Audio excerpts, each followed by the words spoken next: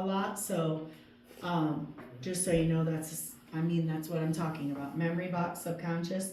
This is the part of the soul which determines and stores all information, and it acts involuntary of your conscious mind. So remember, our conscious is in our spirit. This acts involuntary of it.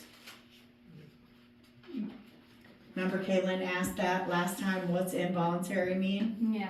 It means on its own. You don't have control of it. Yeah. Right? No rhyme or reason, and I'm going to prove it to you here in a minute. Like fire. It is believed that this portion of the soul is 85 to 90% of our soul. So it's a big deal. It's a big part of it. If something is 85 to 90% of something, then that is controlling that whole thing.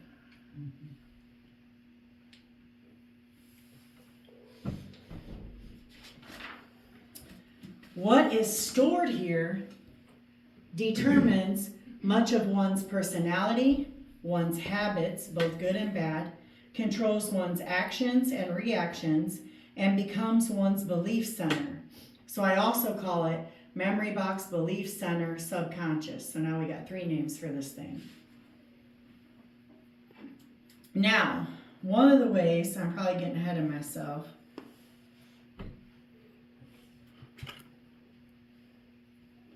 let me give you an example of how this thing works involuntarily. Typing, tying your shoes, driving a car, riding a bike. You don't consciously think about those things. They kind of happen in the background. Breathing. Breathing. But breathing can be voluntary. Right. So you can think about it. But those are just some examples of how it works involuntary, but I'm going to show you some more in a little bit. We dream because the subconscious is still working while we're asleep. So this memory box, this subconscious, this belief center is working while we sleep. So remember those nightmares I told you last week? That was part of the symptoms from sexual abuse. That's why that was happening while I was sleeping. And another thing that was happening while I was sleeping, which is better, but I'm not completely 110% free indeed of this yet, is the sleep apnea. I was stopping breathing. Because my subconscious didn't want to live, I would stop breathing when I was sleeping. So, it can also explain why you have godly dreams. Because once this is full of God and God's Word, then this explains why you have godly dreams. And I remember it was, 3.5 years ago approximately, probably, when I had my first godly dream. It was my birthday, or it was the night before my birthday, or the day of my birthday. It was the day of my birthday. And this particular day, none of my adult kids told me happy birthday. I think it was real late in the day. Dude, And it's it not was my real late in fault. the day before anyone said anything. It wasn't a good time in our lives. And I was real depressed. And that night I had my first good dream in probably since I was a little kid. I don't even know if I had good dreams as a little kid, but maybe in my whole life. And it was two godly dreams happened in the same night. And one was a sort of a prophetic dream. And another one was my sister who passed away.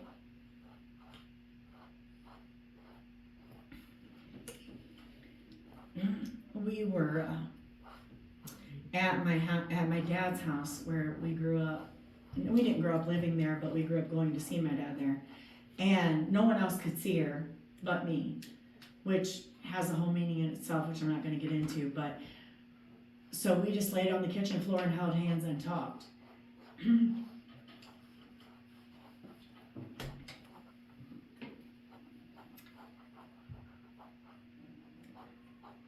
Sorry, it was such a gift to me because it made me know. I knew she got saved shortly before she passed away, but one of the reasons why I have such a passion about this class is because my sister's life and my life, the difference is God, and she died a horrible, miserable death, was sick for 6 years without a stomach, lost most of her digestive tract and all her organs, was on TPN for 2 years before she died. Nobody even usually lives that long on TPN. It's IV nutrition. And she did get saved probably about a year before she passed away. So it was kind of God's way of letting me know where she was, and I got to talk to her. So I don't know how all that works biblically. So if I'm wrong about like you don't talk to people once they die, I know I didn't really talk to her. Do you know what I'm saying? It was just a good dream. It wasn't a nightmare, and I remember it so vividly because of that. Because it was fine, and there was some prophetic things that God was showing me between this dream and the other dream. Like I said, which we don't have to get into because they don't have nothing to do with this class, but it was such a good memory that I had a good dream for once. My subconscious was to where I was having good dreams now. So honestly, I haven't had a nightmare. Maybe had one last year, maybe two. But other than that, I haven't had nightmares since I started this curriculum. So if that tells you anything about being free and deep. This part of your soul picks up everything more than 1 million bits of information per second, which is faster than any computer ever made that we know of. They may have some that are faster that we don't know about because they have all kinds of secrets, but it's ultimately whatever you do or whatever you say. It comes from here. Your conscience, which is in your spirit, can be changed by a choice. This part can't just be changed by a choice. There has to be more to it than that, which we're going to get into. A sum total of what is stored here will determine what someone believes. Our images are broad lying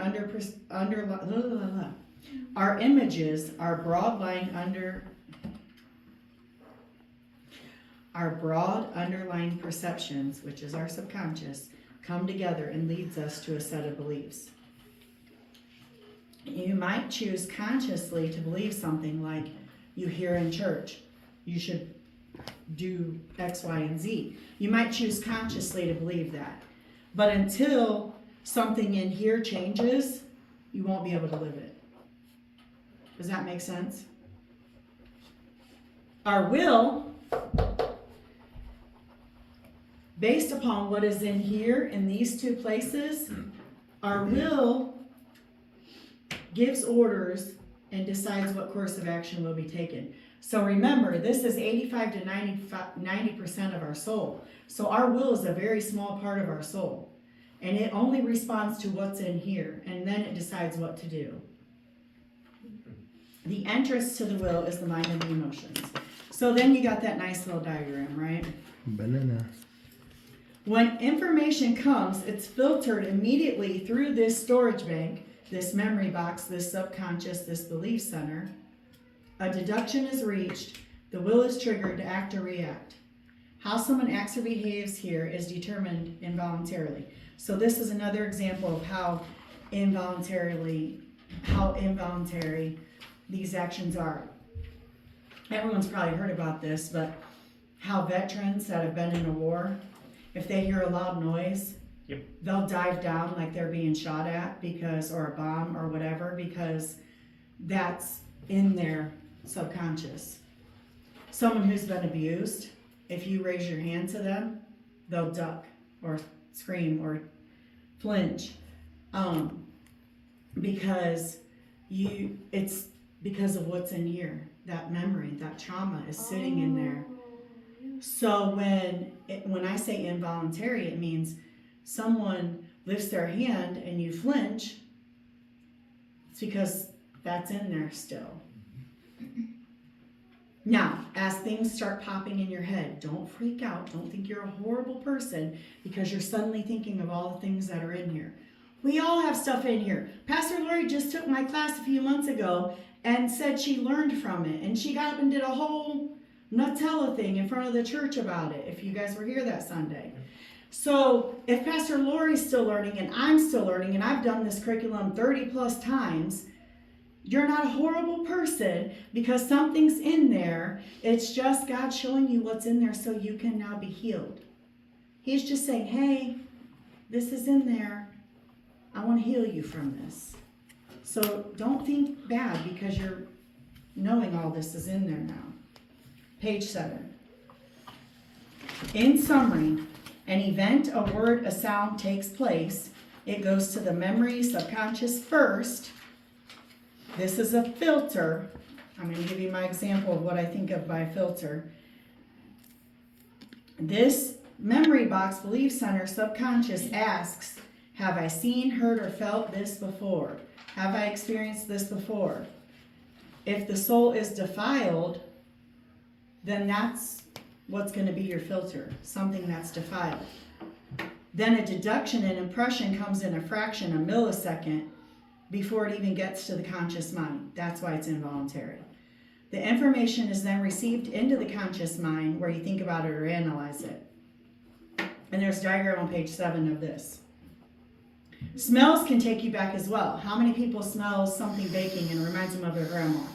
Or you go in someone's house and they have raspberries lit and it reminds you of sometime you had raspberries, some good memory about raspberries.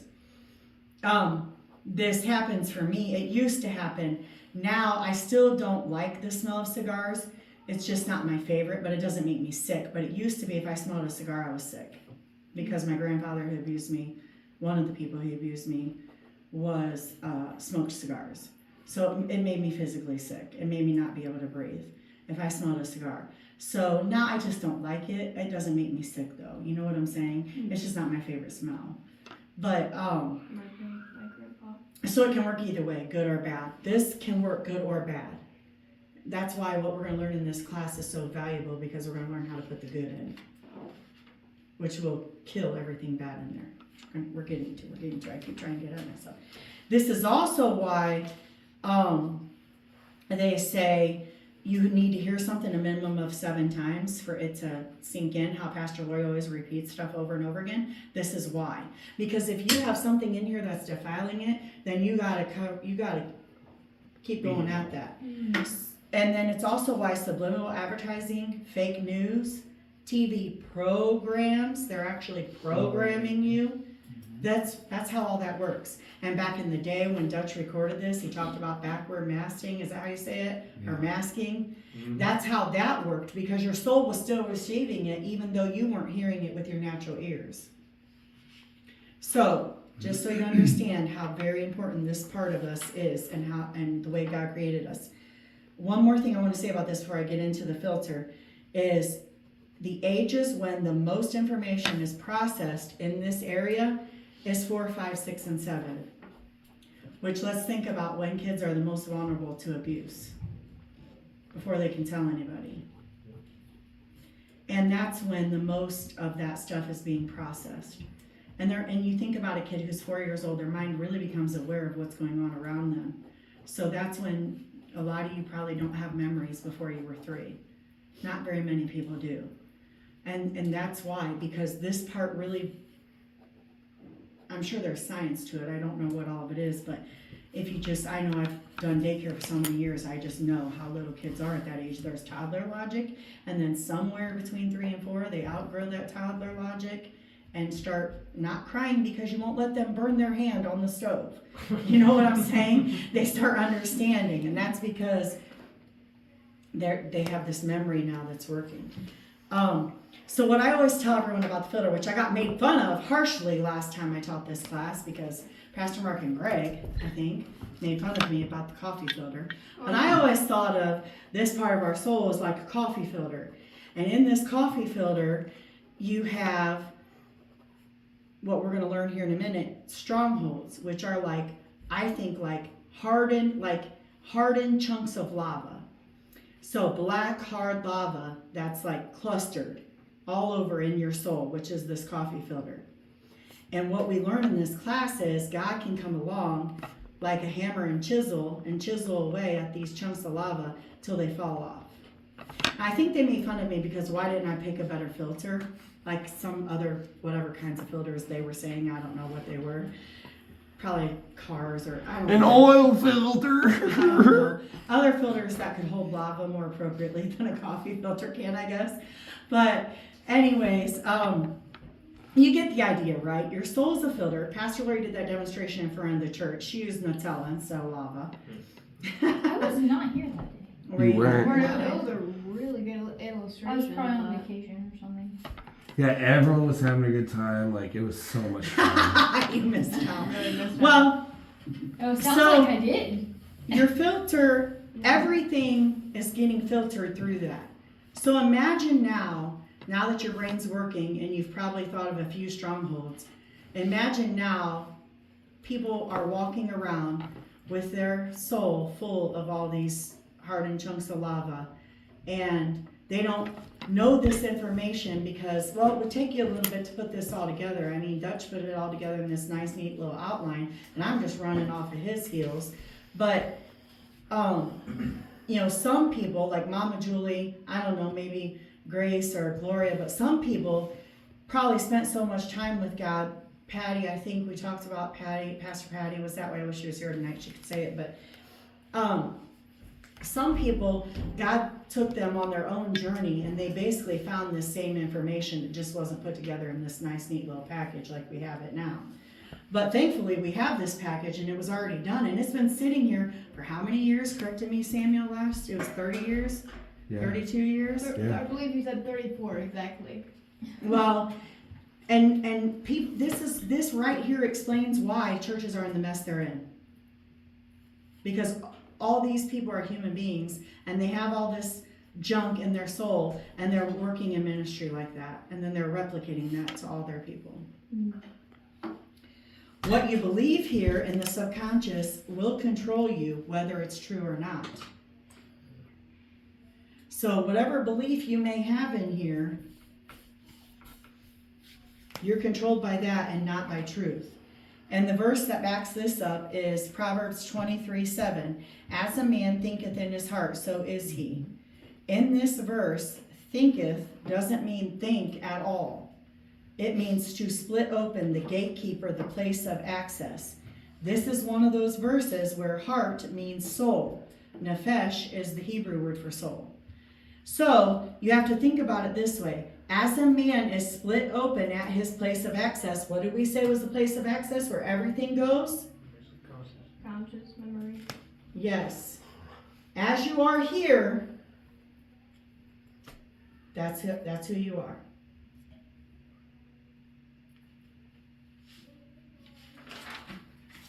Whatever you give access to your soul is what causes what you believe. It's not which is thought, it's not what is thought, it's what is allowed. It could also be music, TV when you get further down the road. So a couple examples. Hot Coal Ice Cube story. And this, you can, in the middle of this, you'll be flipping to page 8. So there's people who's been hypnotized, which you should not be hypnotized. You should not do it. If you want to know why, talk to me after class. But there's been people who have been hypnotized or blindfolded and told that they're going to put a hot coal in their skin, and really what they put was an ice cube. But when they remove the blindfold or they come out of the hypnosis, there's a burn there.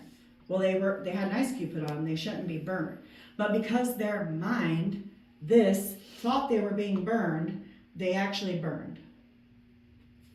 Another example is the rings of a tree.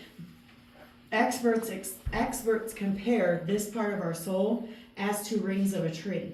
You know, when you cut off a tree, you can see what happened that year. Oh, here was an earthquake. Here was a fire. Here was a volcano. You can tell by the year of the ring of the tree what happened.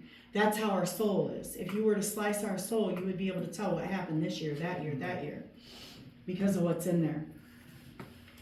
The looking glass self, that's the image of yourself that's based on what's been reflected to you by events and words, whether they're true or not. So an example of this, and I like to use Dutch's example. He said, in the audio, he goes, when I was a kid, I had a big nose. He goes, well, my nose is actually the same size as it was then. I just grew into it.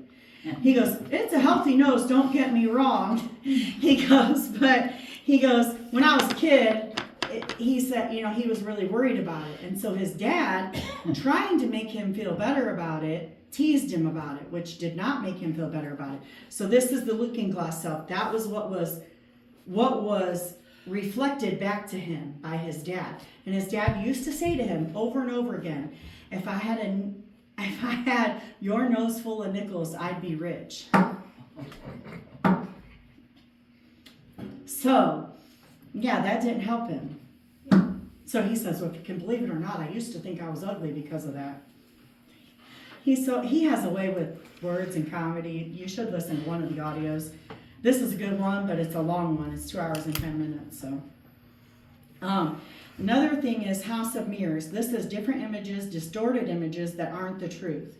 The enemy will take facts, which isn't truth, it's just facts, and formulate them into deception, and that's what we believe.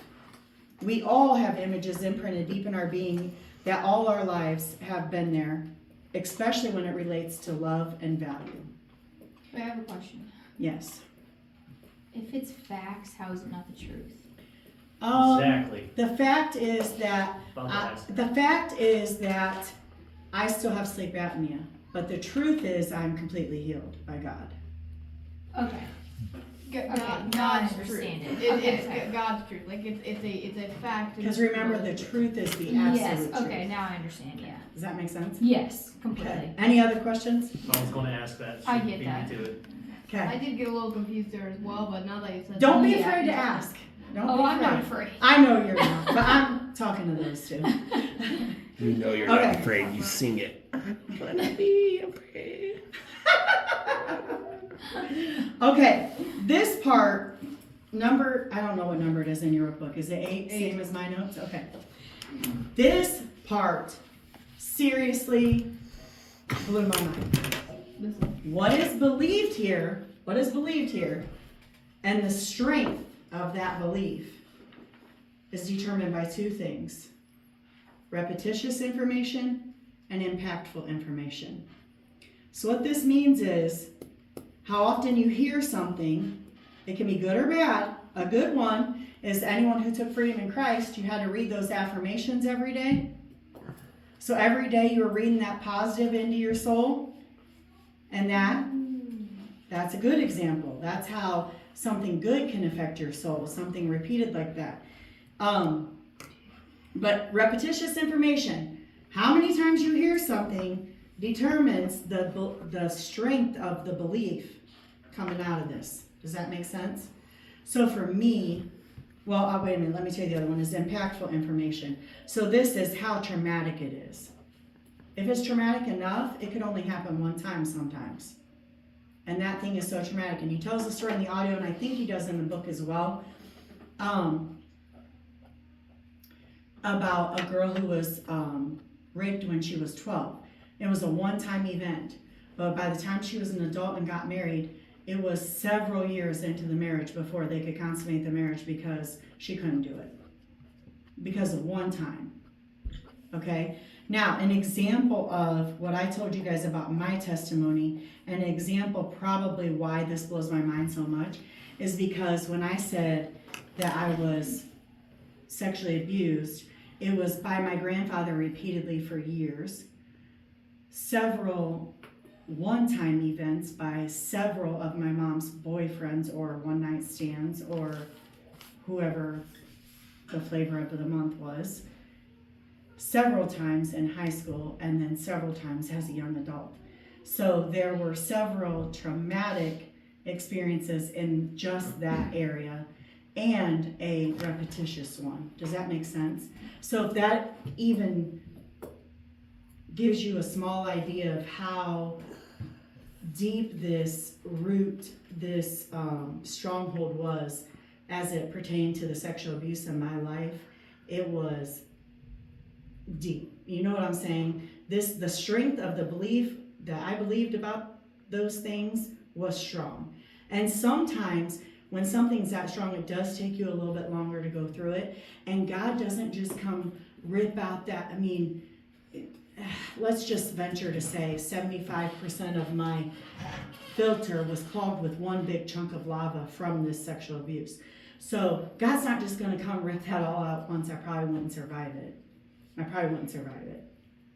He did it little by little, you know what I'm saying? He got rid of one big chunk, then he came along and took off another big chunk, for I was free indeed all the way. And sometimes it'll take you longer because of you, but sometimes it's because of the strength of that belief that's in there. If what is stored here, and this is where we get a stronghold from, if what is stored here is strong enough or evil or negative in nature, it becomes what the Bible calls a stronghold. The verse is 2 Corinthians 10:4. For the weapons of our warfare are not carnal, but mighty in God for pulling down strongholds. That word stronghold is acharoma, Ooh. which comes from echo, and it means to have a hold, a castle, a fortress, a stronghold, a place from which to rule or hold something. A stronghold can rule the belief center. Does that make sense? It can give Satan a strong place to work out of in your life. Now, what happens to you is not really what creates the stronghold. So I was abused all those times that I just mentioned. That abuse is not what created the stronghold. This is where it gets so exciting. It's probably not going to be exciting to you guys, but I know the end from the beginning on this. But this is where it gets so exciting. It's not those situations of abuse that created the stronghold. It's what I believe about those situations that created the stronghold. So my beliefs that came about because of that trauma is what created the stronghold. Do you guys understand why that's so exciting? If what I believe about what happened made the stronghold, then all I have to do is change what I believe about what happened. Wow. And the stronghold is gone. Okay, so if you, okay, that sexual abuse, so if you believe it happened and stuff like that, so you're trying to twist your mind to where you don't? No. I believed that I wasn't worth anything. I believed I wasn't worthy of love. I believed that I wasn't worth, I'm trying to think of a way to say this because of Caleb. I believed that I wasn't worth anything except sexually. I believed I wasn't worthy of love. I believed I was ugly. I believed those things happened because I wasn't worthy, because I was ugly, because I was fat, because I was a bad kid, because I was dirty. I'm trying to think. It's hard to Sorry, remember. guys, It's we're hard being to here. Sorry. So let me think of an easier one to use as an example.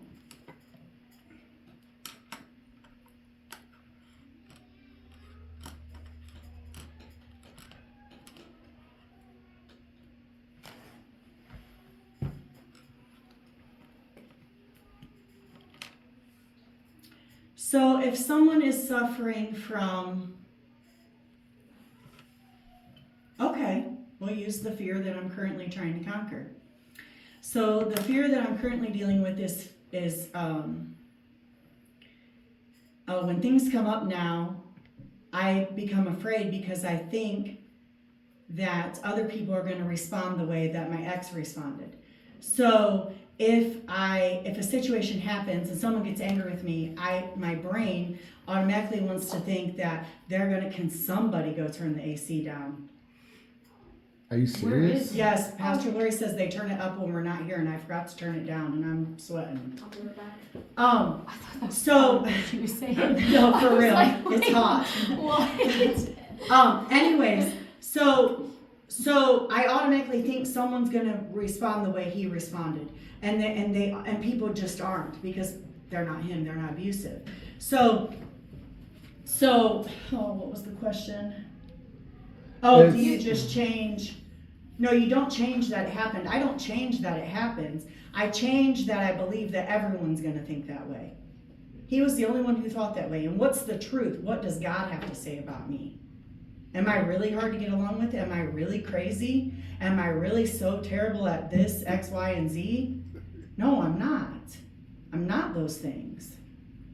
So all those things where my mind or my soul was programmed, my memory was programmed, that people would, if one example was, whenever I would drive on the bumbly stuff on the side of the road, He told me over and over again I was a terrible driver, I was gonna blow the wheels, that blows the wheels on cars, and come find out that's not even true. And so every time I would drive on the bumbly stuff, I would freak out and get upset because it was like a reaction, because that's what he beat in my brain. Another thing is, sorry Greg, hope you don't mind me using this example, but when Greg gets in my car, he always leans the seat back on the passenger seat. Well, he does that in everybody's car, right, Gloria? Yes. Anyways, so a couple times the kids have flipped the seat all the way up. So when Greg goes to get in, the seat's not where he left it or whatever. Well, inside I start to panic, because when Mark would get in the car, if like he would always have the seat not leaned back but pushed all the way back. And if someone else rode in the car and they moved it up, he would ask who I had in the car, who was I cheating on him with, da da da da da. So the first time Greg got in the car and his seat wasn't where he has it leaned back, I was panicking that Greg was gonna be like, who are you cheating on me with, blah, blah, blah, blah, blah, which he didn't, because normal people don't do that. So I'm not trying to change my mind that that didn't happen. I'm trying to change my mind that that wasn't the truth of the situation. That wasn't how a normal person should act. Do you know what, does that make sense? Yes. Mhm. You, Did I answer your question, Greg? Pretty much, yeah. Okay. So you're not trying to pretend like it never happened. You're trying to hear what's God's truth about the situation. But this is like, you know, like your sexual abuse and stuff like that, well, you're thinking all those years and stuff like that, thinking that you're ugly, you're fat, and all these other things and stuff over the years, and then when you came to the Lord and stuff like that, did God reveal, it's like, you're none of these, you know, even know that, you know, you can change whatever, you know, But I didn't believe it until it changed in there. yeah. Because people would tell me over and over and over and over again that I was beautiful, and I didn't believe it. I didn't honestly believe it until this year. Yes. Okay, what's the difference? Okay, you, okay, this all happened to you. You asked the Lord to forgive you, and that your life is on a different road now. Okay, what is the difference of being delivered from this at one time? You mean the difference between deliverance and a stronghold being removed? Yes. It's the same thing. It's deliverance. Okay, It's deliverance. But instead of going, and Mama Julie explains this the best way I can think to explain it, is there's hot turkey deliverance and there's cold turkey deliverance. You know when a turkey is done cooking and the little popper pops up? That's because it's all done. By the time you deal with this, there ain't gonna be no place for Satan to work out of, so that whatever demon spirit might have been attached to it's gonna go on its own. okay. But you can and should cast demons out. That's part of it, things too. And sometimes you do have to address a demon or something demonic. And there's times I did have to do that, and I'll tell you about them as we go. But there is times that I did have to deal with stuff that was demonic. When we went through Freedom in Christ, and it got on the forgiveness chapter, and mind you, when I took Freedom in Christ, the first time Pastor Lloyd taught it, I'd already been teaching this class for a year. So it's crazy how sometimes God's using you even when you're not all the way, you know what I'm saying. So there was a section in there where it talked about forgiveness, which we're going to do in this class. But it talked about, he said, you need to forgive yourself. And I had never forgiven myself. And I had always treated myself like I was a piece of crap. And I honestly thought that I was only good enough for God to use to help all you guys, but I wasn't good enough for him for me until I forgave myself. And that night that I got home from that Freedom in Christ, I got on my bedroom floor and I swear a demon had to have come out of me because I threw up. I cried so hard, and it was deep in my core, hating myself. And it took me forgiving myself for that thing to break. But mind you, I had been doing this for a while and dealing with what was in here for a while. And had not all of that happened beforehand, I don't know if I would have been able to forgive myself. But how could I not be worthy if all you are worthy of his love? How could I only be worthy of his love as far as it would go through me to you guys? But it wasn't good enough for me. Where does that come from? The devil. So this is freedom. This is freedom. This is how you can be free indeed, and you don't need somebody to lay hands on you. This is how we're going to learn what deals with this is the logos. Remember that word we studied earlier, which is both the written and the spoken word, but it's really the reason behind it. It's Jesus. It's God's word coming in here and changing what's in here. It chips away at that hard lava until it's gone. Now, that can happen fast, that can take a while. It depends on you, it depends on the strength of what's in there. It depends on how demonic what's in there has become. And some people, it's very demonic. And sometimes you have to deal with it. You have to deal with the spirit. And that's happened before where we've had to have prayer after class or whatever, or I've had to have prayer. Like when it came to the suicide thing, there was something demonic there. So,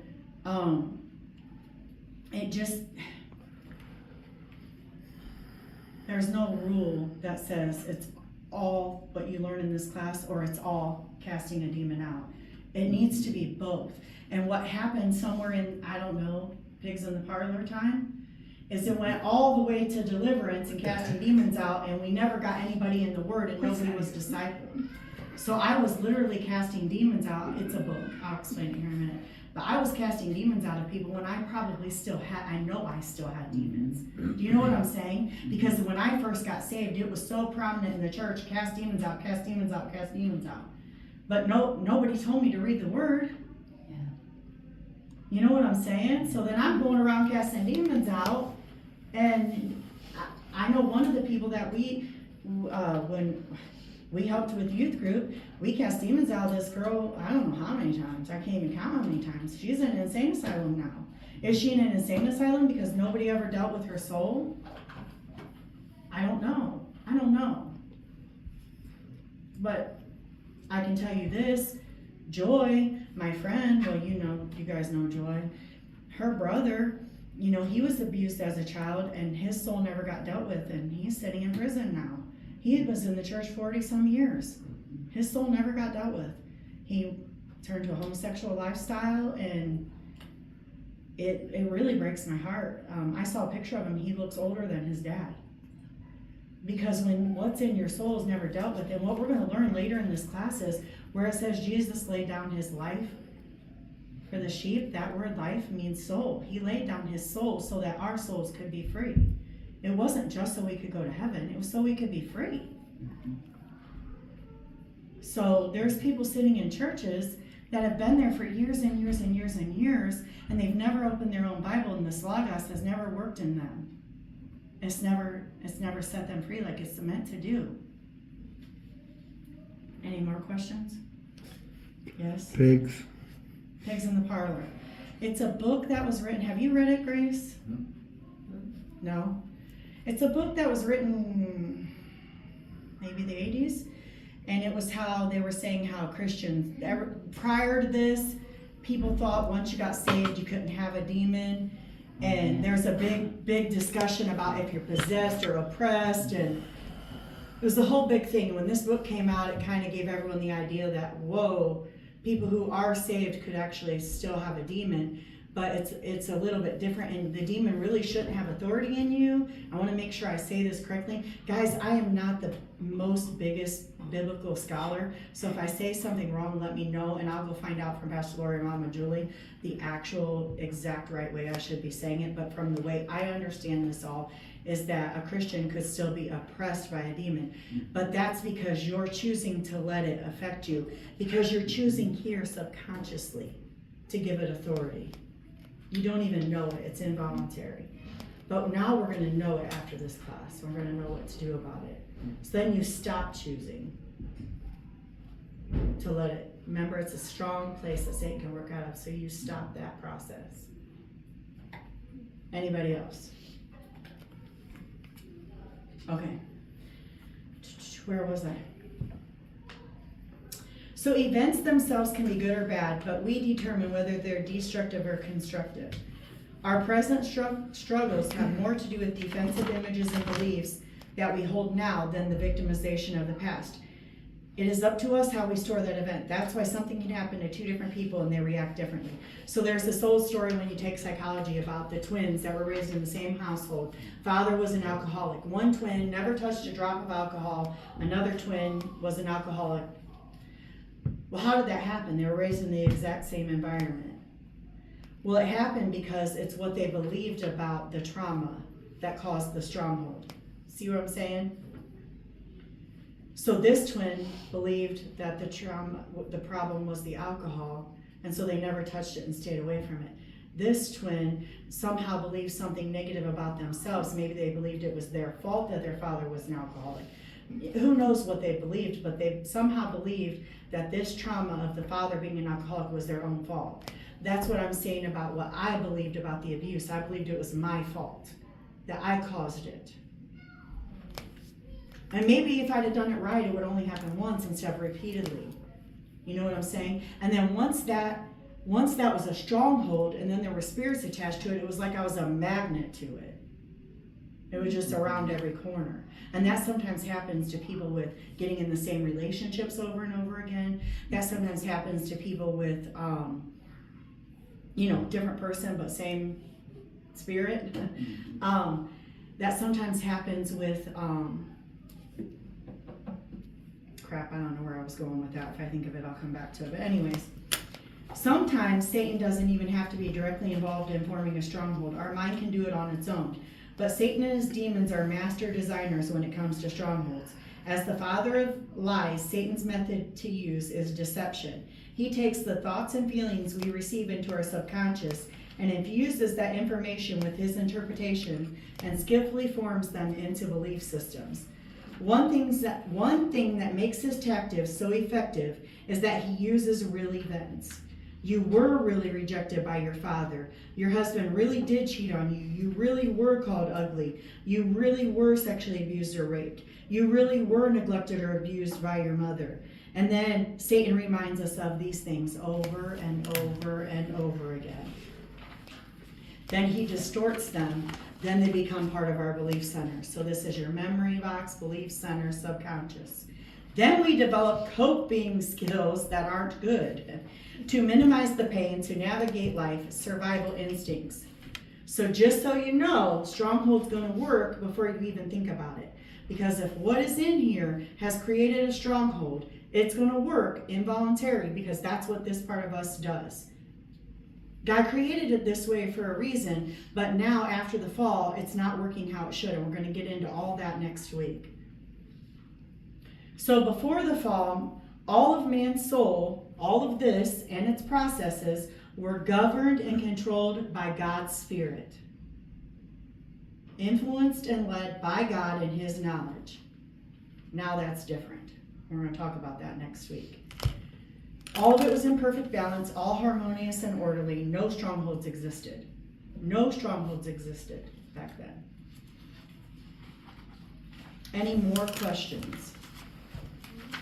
Yes, Kim. So, just through looking at page 8 again, strongholds simply, it's a corrupted belief system that is in your subconscious memory that, like you said, has that coping system to where it automatically, you almost always automatically do whatever